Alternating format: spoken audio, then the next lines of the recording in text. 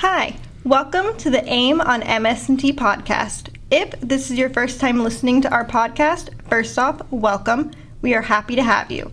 Second, AIM stands for Academia, Industry, and Military, which are the main sectors that make up Central Florida's modeling, simulation, and training community. On our podcast, we talk with different leaders in the MS&T community. We also talk about all the cool and innovative things their organizations are doing, trends that affect the MS&T field as a whole, and keep you up to date with what's going on. If you're not a part of the modeling and simulation community, we hope to share some insight about this important sector of Orlando's economy, which ranks just behind the theme park and hospitality industries. I'm your host, Kate Finkel, and today we are talking with Colonel Lisbon Williams, Director of U.S. Army Contracting Command Orlando, also known as ACC-Orlando. Colonel, it's great to have you on the podcast, and thank you for joining us today. Oh, thank you for the invite. I appreciate it. To start us off, can you tell us about your military journey? How did your Army career put you on the path to your current role in the world of acquisitions in the modeling, simulation, and training world? I started out, I did ROTC in college, I guess, and then I got commissioned into the Army in 2002 as what they call a branch detail officer. So a branch detail is basically where you do a combat branch for your first 3 years, and then you do a support branch for however long afterwards. And so I was infantry and adjutant general, and adjutant general is like the HR field in the Army. So I did that for about 5 years before I wound up switching into acquisitions.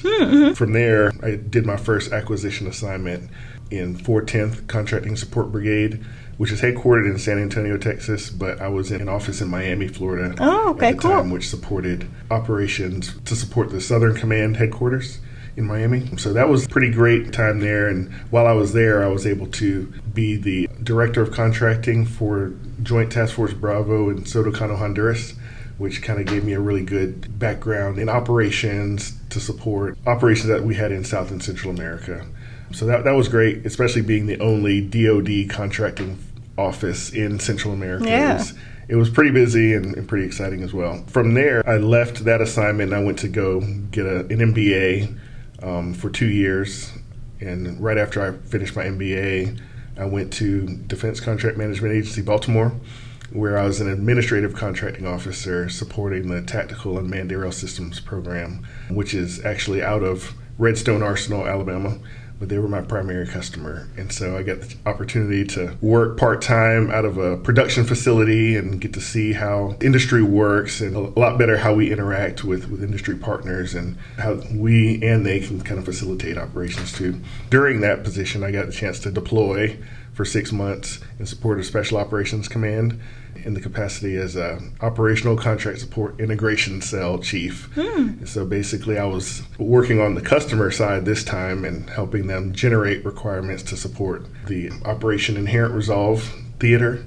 So we were supporting operations through Syria, Iraq, Kuwait, Jordan, and things like that. So that was pretty cool, and it gave me a good flavor of the customer side of things and gave me a different perspective going forward. So after that, my career pivoted a little bit, and I went to London to be the director of the International Technology Center, UK. I had about 6 countries that I was responsible for. My primary customer, of course, was the UK, but basically we worked with ministries of defense, we worked with academia, and we also worked with local industry to scout emerging technology, to integrate and collaborate with our programs of record in the U.S. Army. That was a great experience and kind of getting me a little bit more spun up on the technology side, which I'll have a lot more interaction with in this job. Right, yeah. And it also gave me a little bit more direct interaction with industry, which is kind of paying dividends now. That's a lot of what we do now is interact with and help to understand industry and their needs and how it can help support the Army. After that, I went to go be the director of the Mission Installation Contracting Command down at Fort Johnson, formerly Fort Polk, Louisiana, and which supported the Joint Readiness Training Center. So that gave me a good background in the training aspect of what we do here, because I know a lot of our contracts that we do in ACC-Orlando support combat training centers, and especially Fort Johnson. That gave me a really good perspective on requirements there and some of the needs that the soldiers have for training too. And from there, I went to the War College, to the Army War College in Carlisle, Pennsylvania for a year. It's coined by the Army as a way to take a break for a year, but it was not a break. Yeah. You were taking a break because you were really just focusing on your academics and things like that, but it was a lot of work. So I was pretty happy to graduate from there and then come down here to take over as the director of ACC-Orlando. So it's been a long road. I guess I've had a whole bunch of different jobs, but none of them specifically geared me towards modeling and simulations. But I have worked in the training realm, and of course, I've been a beneficiary of training and simulations equipment throughout my career to help me do my missions in other capacities. So pretty good. Thank you for explaining that. Now that we have your backstory, we should preface for our audience that you represent a slightly different type of guest that we typically have on our podcast. By that, I mean we usually talk to people with organizations that are specific to modeling, simulation, and training. ACC-Orlando definitely has an important role in the local ecosystem. It's a little different because its mission has more to do with procurement and contracting support services, as opposed to developing VR simulators or mannequins for medical simulation training. With that slightly different mission focus and perspective established for our listeners, describe ACC-Orlando's backstory in your own words. How did it come to be? / what is its mission now? ACC-Orlando is actually the newest contracting center in Army Contracting Command. It was essentially born out of the PEO Acquisition Center, which was stood up by Dr. Blake back in 2007. Around, I think, 2016, the ASALT at the time, Ms. Heidi Shue, had made the decision. I guess she was looking across the enterprise and seeing, hey, all of the other contracting centers are their own entities and they support their PEO partners. In order to separate the procurement channels and the command channels, she made the decision that ACC-Orlando should separate from PEO STRI and become their own separate contracting center to be in line with the rest of the centers across ACC. And so that's how ACC-Orlando came to be. However, PEO STRI is still our primary customer. Yeah. And so they are responsible for modeling, simulations, and training. So naturally, the vast majority of our requirements are geared toward that realm. So that's kind of a short roundabout story about how ACC-Orlando came to be. But even in addition to simulations and training, we still have, I guess, over the years, we've kind of grown some of our customer base to take on different types of requirements as well. But vast majority of them are still tied to training or simulations in some form or fashion, even if they're not directly tied to PEO STRI. Considering ACC-Orlando's specific role in the Central Florida ecosystem, what kind of projects is ACC-Orlando currently facilitating that show potential to break new ground in improving warfighter readiness? And what are you doing to get those solutions into the warfighters' hands? I guess one of the things that we do in contracting is we don't necessarily generate requirements, but we interact with our customer base and we help them respond to the requirements that are coming from the warfighter. Okay. So we are, one of the big requirements that we're supporting is the Next Generation Constructive, which actually is one of the Chief of Staff of the Army's primary priorities going forward. At AUSA this past October, he announced that the original timeline we were supposed to award this was around 2030. Oh, wow. However, due to certain things happening in the operational environment, he made the decision that he wants to deliver that up to around 2026. Oh, wow. Okay. So, of course, with that said, it immediately became a major priority for us and our PEO STRI customers. So we're working hand in hand with them to come up with some solutions to be able to get the capabilities in the hands of the warfighter pretty quick. Because what it is a training system that can allow the Army to train its staffs all the way up to the corps level, which isn't a capability that we've had in the past because over the last 20 years, the brigade level has been the unit of action. But with us going towards facing near-peer competitors and large-scale combat operations, we need to have like a unit of action will either be a division or a corps, and we need to be able to train as such. So that's one thing that we're supporting right now, full force, trying to get that going. Also, we've got a lot of direct connection requirements with the warfighter. So, for instance, we're working with the National Guard Bureau on their combat readiness exercise contract. It was formerly called XCTC, Exportable Combat Training Center, which is basically a contract that helps prepare National Guard brigades with a platform to prepare for a combat training center rotation. Right now, it is the National Guard Bureau's flagship training program. We're actively working with them to help finalize that requirement so we can go ahead and solicit that to industry and get some competition and get that in the hands of the warfighter as well in order to allow them to prepare as well. Also, we do a lot of other things. So we support Special Operations Command, SOCOM, with things like the Soft Raptor and other things like that. So in the way that we're doing that to kind of get these capabilities into the hands of the warfighter is we're trying to maximize all of the acquisition tools that we have at our fingertips to facilitate the speed necessary to get these things awarded. One of the big things that we're going to be using going forward is other transactional authority, OTAs, which allows us to work with small businesses and non-traditional contractors as well as larger businesses in order to leverage a lot of the more innovative technology that's out there through prototypes and other forms like that, so that we can move forward with getting a capability formed without having to go through the tediousness, I guess you should say, of a FAR-based contract. And it supports a lot of the emerging requirements because the operational environment these days is evolving at a rapid pace, and it allows us to be able to keep pace with that. And at the same time, once we are able to test out these capabilities, we're able to solidify them with FAR-based contracts on the back end and allow us to move forward from there. Also, we dabble in some of the basic research through like our broad agency announcements, which allows us to kind of interact with academia or other non-traditional contractors to provide funding for some of the more niche capabilities that might not be as well defined or maybe little less mature in their technology readiness levels. So it's kind of giving us a full spectrum of allowing us to pull out whatever tools we've got in our kit bag to for sure move forward and support our customers and support the warfighter.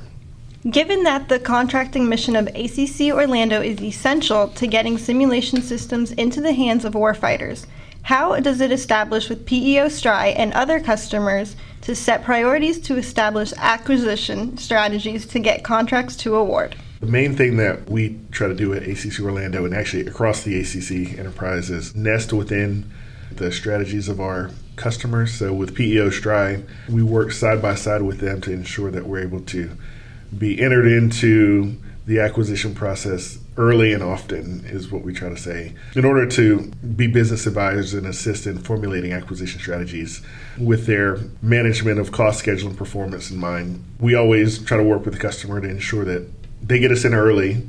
That way we can sit side by side with them and they can bounce ideas off of us and we can tell them how we can support that with different types of contracting vehicles, or talk with them about interaction with industry, getting industry involved, and give them as many options as possible in order to make that happen. Yeah.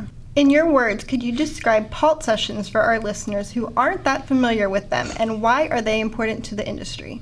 This is actually something I hadn't done before I came to ACC-Orlando, so I actually think it's a wonderful forum. We're able to get ACC-Orlando and the PEO STRI 06 level PMs on a stage together in a room with hundreds of industry partners, either in the room or on MS Teams, for us to be able to give updates on projects that we currently have working, and also give them a forecast of some projects that we have coming down in the future.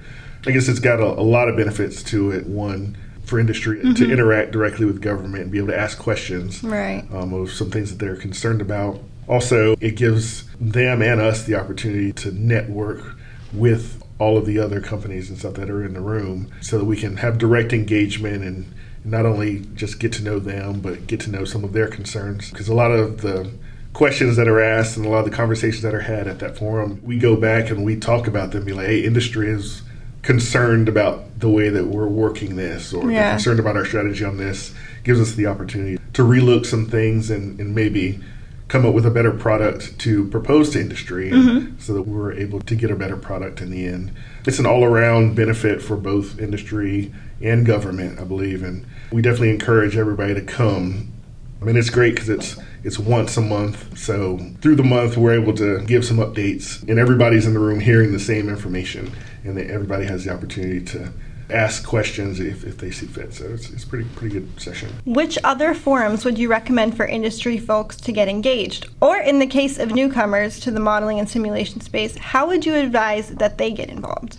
So there's a few other forums that I recommend. So once a quarter, PEO Stride does a tech exchange, and it's in the same place where we do PALT at the Tech Grove. Okay, yeah. And they're able to register for it through sam.gov, same as PALT. This tech exchange is just the PEO Stride PMs essentially on the stage in a panel form as well to discuss different requirements and different types of projects they have coming up.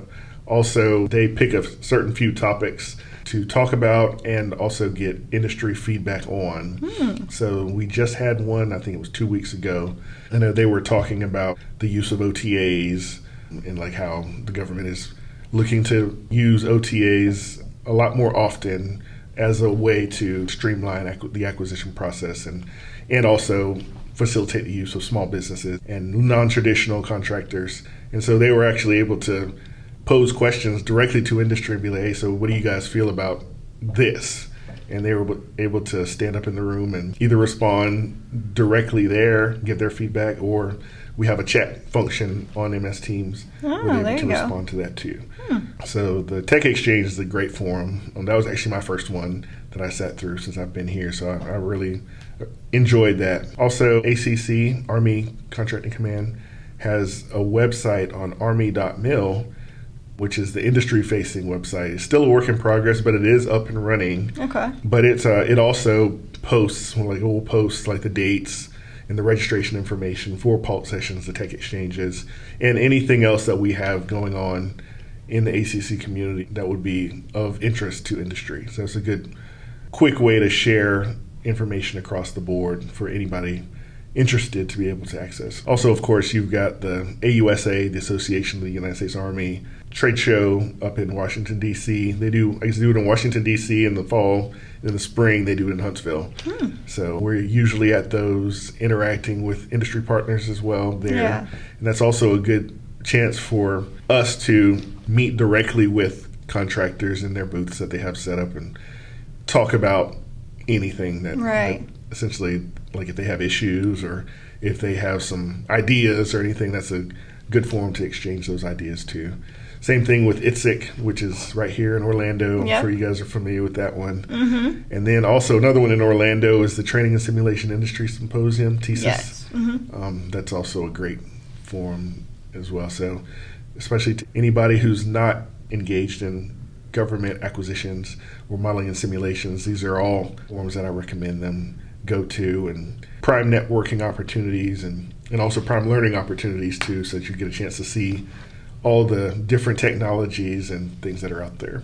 Switching it up a little bit, there's a lot going on in the world right now. Could you tell our listeners something that you see in current events that you think could have a significant impact on national security interests and as a result could affect ACC-Orlando's operations and how it conducts its business? Prepping for near-peer conflict. I know I spoke a little earlier about us fighting near-peer adversaries. So the rapidly changing operational environment, it'll demand changes in training that are necessary to support our shift from COIN, counterinsurgency operations, over the last 20 years. So as I think I've mentioned OTAs quite a bit throughout this whole talk. So of course the increased use of OTAs and other flexible contract vehicles in order to not only get the capability in the hands of the warfighter faster, but also leverage non-traditional firms and facilitate innovation. We're still leaning forward to maximize the use of flexible contracting vehicles to respond to the threats that's out there now. Knowing what we all know right now, how do you see ACC-Orlando's mission potentially evolving in the future? Of course, increased use of OTAs. And then also a focus on like synthetic training environment requirements. So that next generation constructive that I mentioned before is an example of that. And so focus on synthetic training environment. Also, an increased secure environment contracting capability here at ACC-Orlando. We're just waiting on, honestly, some administrative things to be approved now in order to get us going forward with being able to accept secure, classified type contracting work. So we're postured. We're just anxiously waiting for approval. So that'll diversify our workload even more in the future. And ending on one of our favorite questions, recalling the experiences from your own path that has led you to your current position, what advice would you offer to someone who is interested in pursuing a similar role in your field? Have an early focus on being a practitioner and focus on getting exposed to different types of contracts, both pre-award and post-award, in order to be able to become a well-rounded contracting professional. Yeah. At least, especially to establish the baseline of the basics, so we can move forward on there.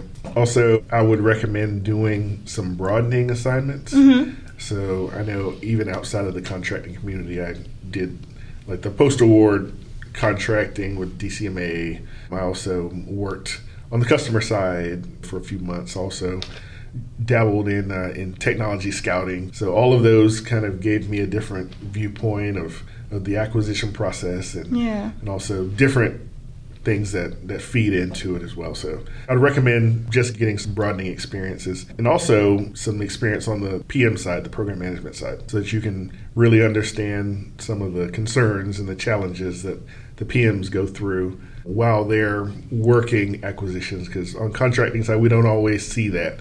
Even though we work very closely with them, we may not always see behind the curtain all the time into some of the things that they're struggling with, like as far as funding and some other things like that. And then the last thing I would say, just enjoy contracting. Yeah, it's a wonderful, dynamic, ever-changing career field. And then in addition, enjoy the people that you work with too. Yeah, we've got a very professional workforce across ACC and the whole DoD contracting community. They're very dedicated professionals, and it's a joy to work with them. And for the last 14 years almost 15 years that I've been in contracting. So that's probably, honestly, I probably should have listed that one first. That's probably the most important part of it. Thank you, Colonel, for your advice and insights, and especially from a perspective in the MS&T world that doesn't always get that much attention. We appreciate you taking the time to talk to us today. For everyone listening, to keep you up to date on future events in the modeling and simulation community, check out our website, teamorlando.org. You'll also find us on LinkedIn, Twitter, and Facebook for more recent events and upcoming news.